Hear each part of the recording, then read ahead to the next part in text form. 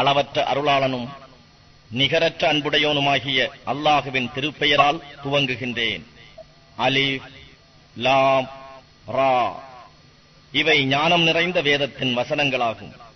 மனிதர்களை அச்சமூட்டி எச்சரிப்பதற்காகவும், ஈமான் கொண்டவர்களுக்கு அவர்களுடைய இறைவனிடம் நிச்சயமாக பெரும் பதவி கிடைக்கும் என்று நன்மாராயம் கூறுவதற்காகவும் அவர்களிலிருந்தே நாம் ஒரு மனிதருக்கு வஹி அருள்கிறோம் என்பதில் மக்களுக்கு ஆச்சரியம் ஏற்பட்டு விட்டதா? காபிர்களோ நிச்சயமாக இவர் பகிரங்கமான சூனியக்காரரே என்று கூறுகின்றனர். நிச்சயமாக உங்கள் இறைவன் அல்லாஹ்வே. அவன் வானங்களையும் பூமியையும் 6 நாட்களில் படைத்தான். பின்னர் தன் ஆட்சியை அர்ஷின் மீது நிலைநாட்டினான். இவை சம்பந்தப்பட்ட அனைத்து காரியங்களையும் அவனே ஒழுங்குபடுத்துகின்றான். அவனுடைய அனுமதி கிடைத்த பின்னரே அன்றி அவனிடம் பரிந்து பேசுபவர் எவரும் இல்லை. இத்தகைய மாட்சிமை மிக்க அல்லாஹ்வே உங்களை படைத்து பரிபக்குவப்படுத்துபவன். ஆகவே அவனையே வணங்குங்கள். நல்லுணர்ச்சி பெற இவை பற்றி நீங்கள் சிந்திக்க வேண்டாமா? நீங்கள் அனைவரும் அவனிடமே மீண்டும் செல்ல வேண்டியிருக்கிறது. அல்லாஹுவின் வாக்குறுதி மெய்யானது. நிச்சயமாக அவன்தான் முதல் முறையாக படைத்தவன், மறுமுறை உயிர்ப்பிப்பவனும் அவனே. அவர்களில் ஈமான் கொண்டு நற்கர்மங்கள் செய்பவர்களுக்கு நியாயமான கூலியை வழங்குவான். இதை நிராகரிப்பவர்களுக்கு கொதிக்கும் நீர் குடிப்பதற்காக கொடுக்கப்படும். இன்னும் அவர்கள் நிராகரித்ததன் காரணமாக அவர்களுக்கு நோவினை தரும் கொடிய வேதனையும் உண்டு. அவன்தான் சூரியனை சுடர்விடும் பிரகாசமாகவும் சந்திரனை ஒளி உள்ளதாகவும் ஆக்கினான். ஆண்டுகளின் எண்ணிக்கையையும் காலக்கணக்கையும் நீங்கள் அறிந்து கொள்ளும் பொருட்டு சந்திரனாகிய அதற்கு மாறி மாறி வரும் பட்சங்களையும் உண்டாக்கினான். அல்லாஹ் உண்மையாகத்தக்க காரணம் கொண்டே அல்லாது இவற்றை படைக்கவில்லை. அவன் இவ்வாறு அறிவுள்ள மக்களுக்கு தன் அத்தாட்சிகளை விவரிக்கின்றான். நிச்சயமாக இரவும் பகலும் ஒன்றன் பின் ஒன்றாக மாறி வருவதிலும், வானங்களிலும் பூமியிலும் அல்லாஹ் படைத்துள்ள அனைத்திலும் பயபக்தி உள்ள மக்களுக்கு நிரம்ப அத்தாட்சிகள் இருக்கின்றன. நிச்சயமாக இவர்கள் நம்மை சந்திப்பதை சிறிதும் நம்பாது இவ்வுலக வாழ்க்கையை மிகவும் விரும்பி அதில் திருப்தி அடைந்து கொண்டும், இன்னும் எவர்கள் நம் வசனங்களை புறக்கணித்துக் கொண்டும் இருக்கிறார்களோ அவர்களுக்கு அவர்கள் சம்பாதித்த தீமைகளின் காரணமாக தங்கும் இடம் நரக நெருப்பே ஆகும்.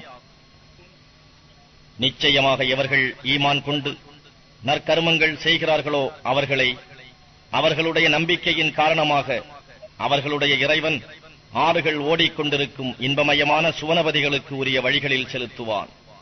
அதில் அவர்கள், எங்கள் நாயனே, நீ மகா பரிசுத்தமானவன் என்று கூறுவார்கள். அதில் தம் தோழர்களை சந்திக்கும் போது சலாமுன், சாந்தி என்று முகமன் கூறுவதாக இருக்கும்.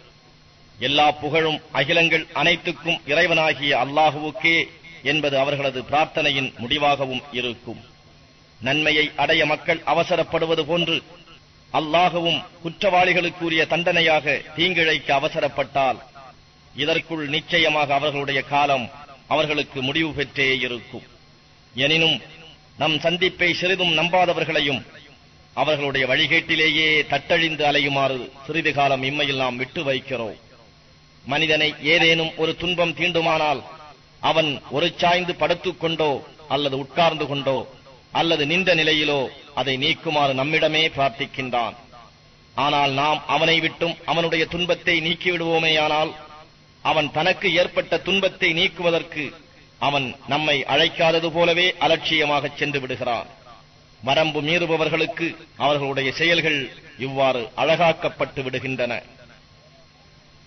மனிதர்களே, உங்களுக்கு முன்னிருந்த எத்தனையோ தலைமுறையினர்களை அவர்கள் அநியாயம் செய்தபோது நிச்சயமாக நாம் அழித்திருக்கின்றோம்.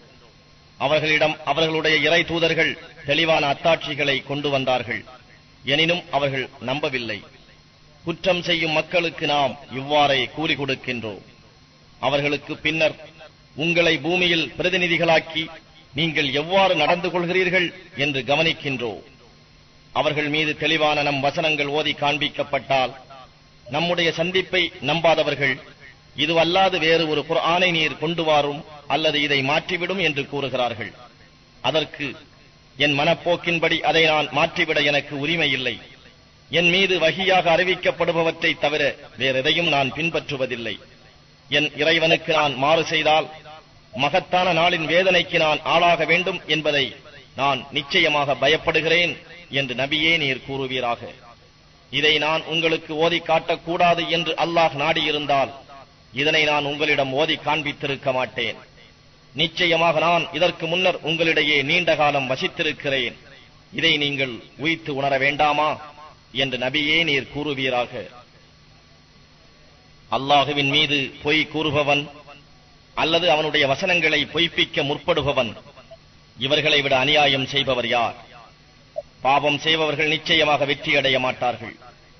தங்களுக்கு யாதொரு நன்மையோ தீமையோ செய்ய இயலாத அல்லாஹ் அல்லாதவற்றை முஷ்ரிக்குகள் வணங்குகிறார்கள். இன்னும் அவர்கள் இவை எங்களுக்கு அல்லாஹ்விடம் மன்றாட்டம் செய்பவை என்றும் கூறுகிறார்கள். அதற்கு நீர், வானங்களிலோ பூமியிலோ அல்லாஹ் அறியாதவை இருக்கின்றன என எண்ணிக்கொண்டு நீங்கள் அவனுக்கு அறிவிக்கின்றீர்களா?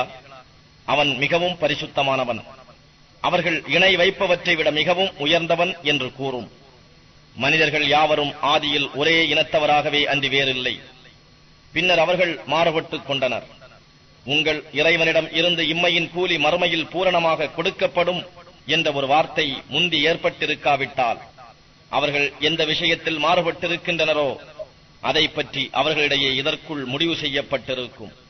மேலும் அவர்கள் இவர் மீது இவருடைய இறைவனிடம் இருந்து நாம் கோரும் ஏதேனும் ஒரு அத்தாட்சி இறக்கப்பட வேண்டாமா என்று கூறுகிறார்கள். அதற்கு மறைவான விஷயங்கள் அல்லாஹுவுக்கு மாத்திரமே தெரியும். நீங்கள் எதிர்பார்த்திருங்கள், நானும் உங்களுடன் எதிர்பார்த்திருக்கிறேன் என்று நபியே நீர் கூறுவீராக. மனிதர்களுக்கு ஏற்பட்ட துன்பங்களுக்கு பின் அவர்களை நம் ரஹ்மத்தை கிருபையை அனுபவிக்கும்படி நாம் செய்தால் உடனே அவர்கள் நம் வசனங்களில் புரட்டு அர்த்தம் செய்ய சூழ்ச்சியோடு திட்டமிடுகிறார்கள். திட்டமிடுவதில் அல்லாஹுவே மிகவும் தீவிரமானவன் என்று அவர்களிடம் நபியே நீர் கூறும். நிச்சயமாக நீங்கள் செய்யும் சூழ்ச்சி செய்து திட்டமிடுவதையெல்லாம் எம் தூதர்கள் பதிவு செய்து கொண்டிருக்கிறார்கள். அவனே உங்களை தரையிலும் கடலிலும் பயணம் செய்ய வைக்கிறான். சில சமயம் நீங்கள் கப்பலில் இருக்கும் போது சாதகமான நல்ல காற்றினால் கப்பலில் உள்ளவர்களை கப்பல்கள் சுமந்து செல்லும் போது அவர்கள் மகிழ்ச்சி அடைகிறார்கள். பின்னர் புயல் காற்று வீசி எல்லா பக்கங்களில் இருந்தும் அலைகள் மோதும் போது நிச்சயமாக அலைகளால் சூழப்பட்டோ தப்ப வழியில்லையே என்று எண்ணுகிறார்கள். அச்சமயத்தில் தூய உள்ளத்துடன் நீ எங்களை இதிலிருந்து காப்பாற்றிவிட்டால் மெய்யாகவே நாங்கள் உனக்கு நன்றி செலுத்துபவர்களாக இருப்போம் என்று அல்லாஹுவிடம் பிரார்த்திக்கின்றார்கள். அவன் அவர்களை காப்பாற்றிவிட்டதும் அவர்கள் பூமியின் மேல் நியாயம் இல்லாது அழிச்சாட்டியம் செய்கிறார்கள். மனிதர்களே, உங்கள் அழிச்சாட்டியங்களெல்லாம் உங்களுக்கே கேடாக முடியும். உலக வாழ்க்கையில் சிறிது சுகம் அனுபவித்துக் கொண்டிருக்கிறீர்கள். இதன் பின்னர் நம்மிடமே நீங்கள் திரும்ப வரவேண்டியது இருக்கிறது. அப்போது உங்களுக்கு நீங்கள் செய்து கொண்டிருந்ததை நாம் அறிவிப்போம். இவ்வுலக வாழ்க்கைக்கு உதாரணம் நாம் வானத்திலிருந்து இறக்கி வைக்கும் மழை நீரை போன்றது. அது பூமியில் கலந்து அதனை கொண்டு மனிதர்களும் கால்நடை பிராணிகளும் உண்ணுகின்ற பூமியில் செழித்து வளரும் பயிர்களினால் பூமி தன் அலங்காரத்தை பெற்றுக் கொண்ட போது அதன் சொந்தக்காரர்கள் கதிரை அறுவடை செய்து கொள்ளக்கூடிய எஜமானர்கள் என்று தங்களை எண்ணிக்கொண்டிருந்தனர். அச்சமயம் இரவிலோ பகலிலோ அதற்கு நம் கட்டளை வந்து அதை நாம் அழித்து விட்டோம். அது முந்திய நாள் அவ்விடத்தில் இல்லாதது போன்று அறுக்கப்பட்டதாக அதை ஆக்கிவிட்டோம். இவ்வாறே நாம் சிந்தனை செய்யும் மக்களுக்கு நம் அத்தாட்சிகளை விவரிக்கின்றோம். மேலும் அல்லாஹ் உங்களை தாருஸ்ஸலாம் எனும் சாந்தியும் சமாதானமும் உள்ள இல்லத்துக்கு அழைக்கின்றான். அவன் தான் நாடியவரை நேர்வழியில் செலுத்துகிறான். நன்மை புரிந்தோருக்கு உரிய கூலி நன்மையும் மேலும் அதைவிட அதிகமும் கிடைக்கும். அவர்களின் முகங்களை இருளோ இழிவோ சூழ்ந்து இருக்காது. அவர்கள் தாம் சுவனபதிக்கு உரியவர்கள், அதிலேயே அவர்கள் என்றென்றும் தங்கியிருப்பார்கள்.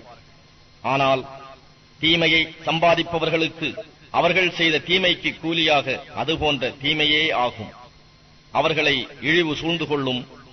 அவர்களை அல்லாஹ்வின் தண்டனையை விட்டு காப்பாற்றுபவர் எவரும் இலர். இருண்ட இருளையுடைய இரவின் ஒரு பாகம் அவர்கள் முகங்களை சூழ்ந்து சுற்றிக் கொள்ளப்பட்டது போல் அவர்களின் முகங்கள் காணப்படும். அவர்கள் நரக நெருப்புக்கு உரியவர்கள். அவர்கள் அங்கேயே என்றென்றும் இருப்பார்கள். இன்னும் விசாரணைக்காக நாம் அவர்கள் அனைவரையும் ஒன்று சேர்க்கும் நாளில் இணை வைத்தவர்களை நோக்கி, நீங்களும் நீங்கள் இணை வைத்து வணங்கியவையும் உங்களிடத்திலேயே சிறிது தாமதித்து இருங்கள் என்று சொல்வோம். பின்பு அவர்களிடையே இருந்த தொடர்பை நீக்கிவிடுவோம். அப்போது அவர்கள் இணை வைத்து வணங்கியவை அவர்களிடம் நீங்கள் எங்களை வணங்கவே இல்லை என்று கூறிவிடும். நமக்கும் உங்களுக்கும் இடையே சாட்சியாக அல்லாஹ் போதுமானவன். நீங்கள் எங்களை வணங்கியதை பற்றி நாங்கள் எதுவும் அறியோம் என்றும் அவை கூறும். அங்கு ஒவ்வொரு ஆன்மாவும் தான் செய்து அனுப்பிய செயல்களின் பயன்களை சோதித்து பார்த்துக் கொள்வர். பின்பு அவர்கள் தங்கள் உண்மை இறைவனான அல்லாஹுவின் பக்கம் திரும்பிக் கொண்டு வரப்படுவார்கள். அவர்கள் கற்பனை செய்து கொண்ட தெய்வங்கள் அனைத்தும் அவர்களை விட்டு மறைந்துவிடும். உங்களுக்கு வானத்திலிருந்தும் பூமியிலிருந்தும் உணவளிப்பவன் யார்? உங்கள் செவிப்புலன் மீதும் உங்கள் பார்வைகளின் மீதும் சக்தியுடையவன் யார்? இறந்தவற்றிலிருந்து உயிருள்ளவற்றையும்